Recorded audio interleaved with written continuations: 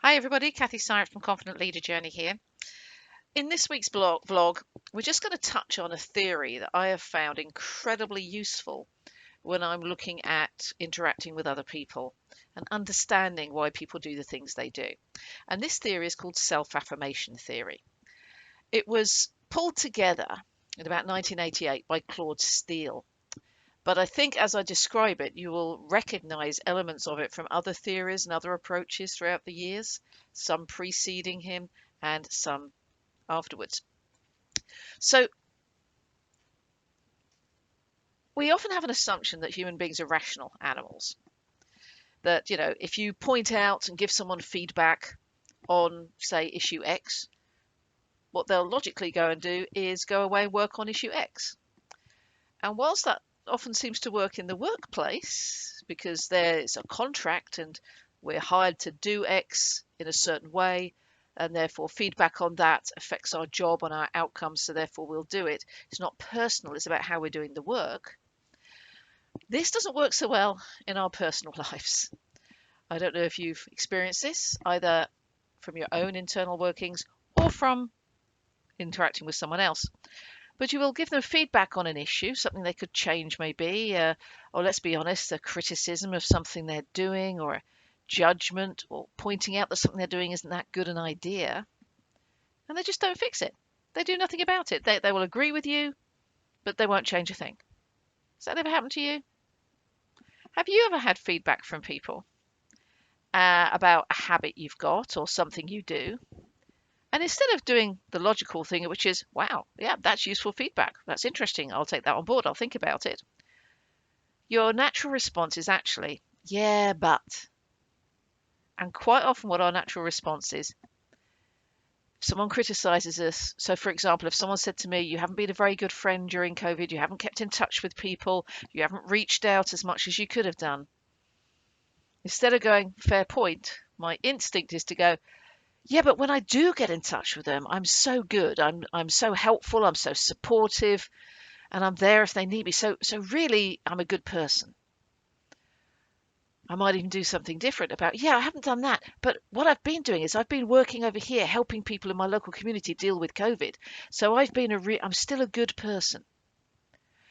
What we do quite often is instead of actually addressing the issue that we're being given feedback on, is we will look to find another area that balances out the kind of perceived negative judgment and criticism.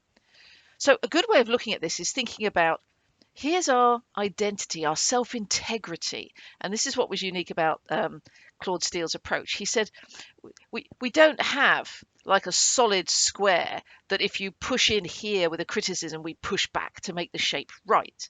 What he says is we have something that's more a self-integrity image. It's more like a balloon. So think of a balloon. And that's how it starts out. And if someone pushes the volume here, we will expand it somewhere else to compensate for it. And if someone pushes it in here by criticizing it, we'll expand it over here to compensate for it. So the overall volume of our self-integrity remains the same. And that's what we focus on, is maintaining that volume of our integrity in ourself, not actually addressing the issues that are being presented to us. Now, why would we do this? Well, that's a big question. But fundamentally, we've talked already in one of our vlogs. Fundamentally, we are doing habits and behaviors because they have some value for us, some gain. So if someone comes and criticizes a behavior, one of the first things my unconscious will be thinking is, how important is that to me? What's that giving me? And this will happen at quite an instinctive level. And if it's not giving me much, if it's not helping me that much, and it's a relatively minor thing, they might go, yeah, fix it. However, if it's something I'm getting a lot of secondary gain out of, then I can't address it. It's too much effort, and there'll be another easier place where I can compensate by talking about things. So if we talk about contacting friends during COVID, one of the things I tend to do under pressure is I kind of hunker down, batten the hatches, because then I can cope. It's a coping strategy I have, and it's been very successful in the past. Most of my friends know that if they don't hear from me for a few days, they go, uh-oh, she's in trouble. We need to reach out to her. So it's a coping strategy I have. So to my unconscious, if someone said you haven't really reached out much and criticized that, I'd know they were right. And I'd get that little hackles rising on the back of my neck. But also, that closing things down and not reaching out is important to me as a survival mechanism. So I can't change it. So I will then justify it by expanding my integrity somewhere else and go do something else valuable, like working in my local community and helping. Okay. Now, what's interesting is that this maintenance of self integrity has actually been shown to impact behavior. So, what could happen is if you criticize my contact with friends during COVID, I'll actually start doing more for the community to compensate, to truly compensate for feeling bad about maybe not contacting my friends so much. How illogical is that? If we were thinking rationally, we'd think not contacting my friends is a problem. I will contact them more. No, no, because the not contacting, remember, has value for me. It keeps keeping me safe, and it's part of my hunker down strategy that's been so successful in the past.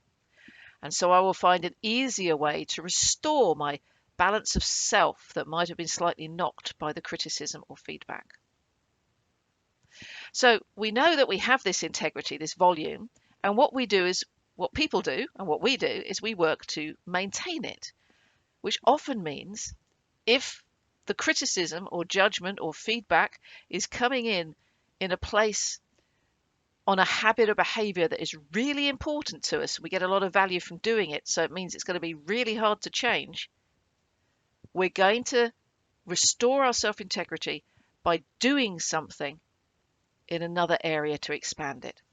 Now, what does this mean for our interactions with people and for us as leaders? Okay. Well, first of all, it should restore your confidence because understanding this will explain why people do weird things and why you sometimes do weird things. You're just being human. It's human nature. It's part of our psychology. Okay.